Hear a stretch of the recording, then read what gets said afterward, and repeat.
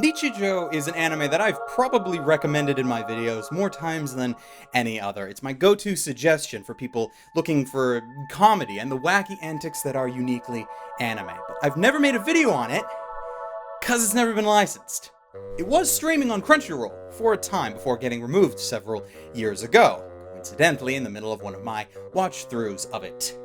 I was not impressed. But for the longest time, if you actually wanted to own Nichijou, you had to import it, either from Japan, or if you wanted subtitles, from Australia. Which I did! Only for Funimation to announce the license a week later at a panel at Youmacon that I was present for. I don't want to claim that it was not a coincidence, but the cosmos has a weird way of laughing at me from time to time.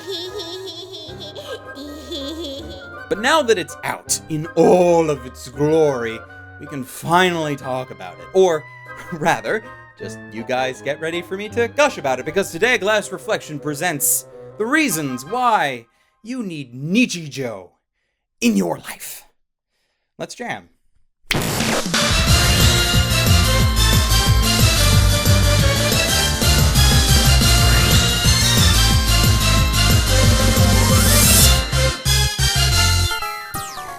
Nichijou presents itself as an ordinary story, a normal Japanese town with your average people, like you and me. It's right there in the show's subtitle, My Ordinary Life. So, obviously, I should prep comparisons with other calming slice-of-life anime and call it a day, right? But I can't do that. For example, here's a description of a scene. Two high school students are discussing their lunches. During conversation, and the misuse of chopsticks, one of them almost drops her last bit of food. She attempts to catch it again before it lands on the ground. This sounds like something that could happen to anyone, right? Something that could be shown in just a few seconds of animation. Well,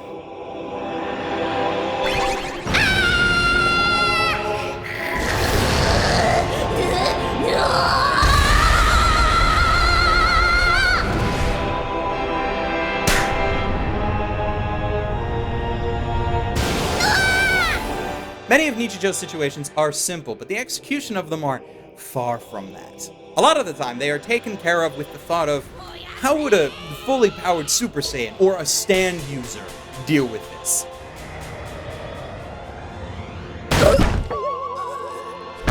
But despite the over-the-top nature of these scenes, everything still feels ordinary. It's almost as if what we're witnessing is an epic retelling brought forth by the imaginations of the characters.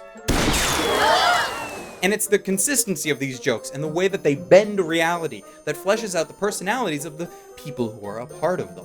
However, humor is subjective, and repeated jokes tend to get stale if you don't change them up every once in a while. But on the flip side, if you don't maintain jokes a certain way, then we never get a sense of what these characters are like. And then there's no reason to keep watching. Nichijou understands this, and as such ends up trying out every kind of joke under the sun. Some are light, some are fast, some are slow. Some make no sense, some are on the nose, some compound punchline after punchline after punchline, and some are a whole lot of build-up to absolutely nothing.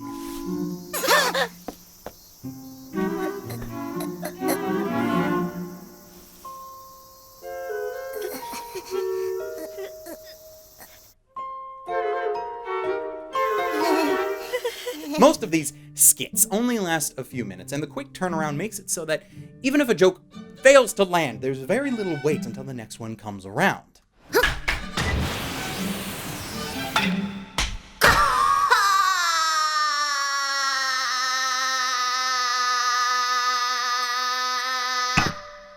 The comedy tends to be as simple as the situations themselves, but they are cleverly structured and intermingled in ways you might not expect. The people of this town ultimately live their own lives, and although the randomness of the humor is often what catches us off guard, certain characters end up developing the humor just by running into each other in an organic way. That said, of course, after a while we can start to figure out the structure of how jokes get told in Nichijou. Here are the 5 steps to making a joke in Nichijou, because it goes something like this. 1. Reach the point where the joke should logically stop. 2. Don't stop.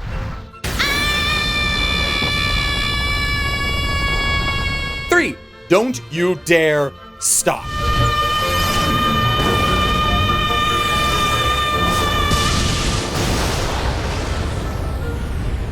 4, profit. And 5, never question the consequences. And when in doubt, cut to something completely different.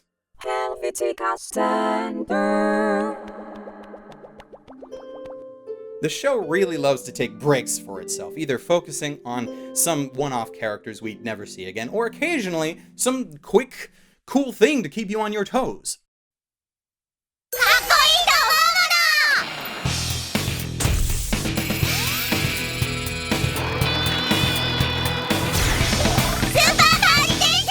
Like, it makes no sense from a narrative perspective, but hey, don't we all need an occasional break from what's in front of us in life? Not that Nichijou is always about the gags. Many scenes are about relatable but very tense situations, made more difficult by the insane rules of the world our characters live in. But there are also other times that focus on the other characters, like Nano and Hakase, where we see much more emphasis on compassion and family love, themes that Kyoto Animation would eventually continue with Maid Dragon down the line. The general art style of the show helps with these kind of situations and moments a lot. Even if the style is not to your taste, you have to admit that there is nothing that looks poorly rendered. I think the show might have the lowest line count per character out of anything that the studio's done, and the simple standard of the designs keep things focused, and only when they feel like it do they kick things into overdrive.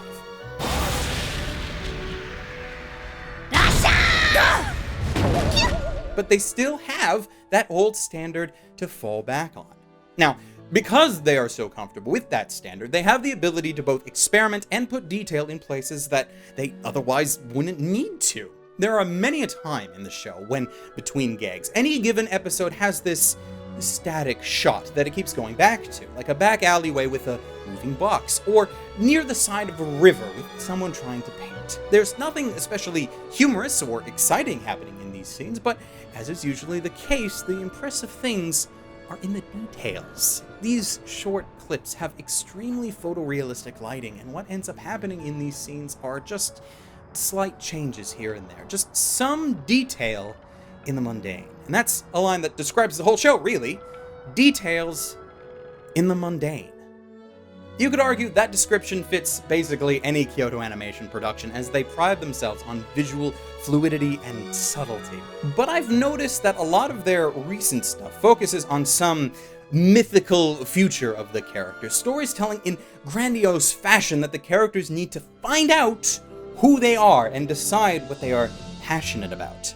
And that's great and all, and if you resonate with that, then you can learn a lot from it. But Nichijou only ever looks at the world one day at a time, and to ordinary people like us, that's honestly inspiring. This belief that life, all life, is full of an assortment of captivating sensations that fill our day-to-day activities, our day-to-day ordinary lives. Today could be that. Today could be horrible with the world crashing down on your feet, but you can count on tomorrow to be a new day. So we need only to adapt. Like how Nichijou adapts to humor, making sure that each new scene is fresh, while being not afraid to change things up when it's time to move on. For you see, gentle viewers, we live in a world full of surprises, the kind beyond our wildest imaginations, lurking just around the next corner, if only we have the time to savor and appreciate.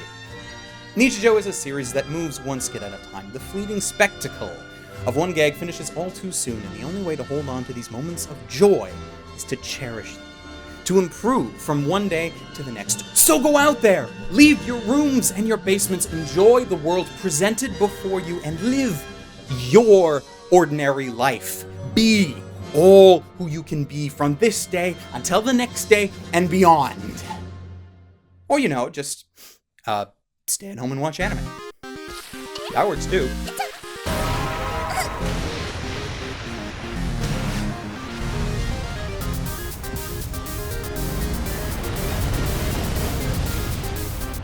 And so it is my great pleasure that I present Nichijou with the recommendation of Certified Frosty, a rating for only the best of the best, and those shows too important to ignore. There are links down in the description as usual so you can watch Nichijou.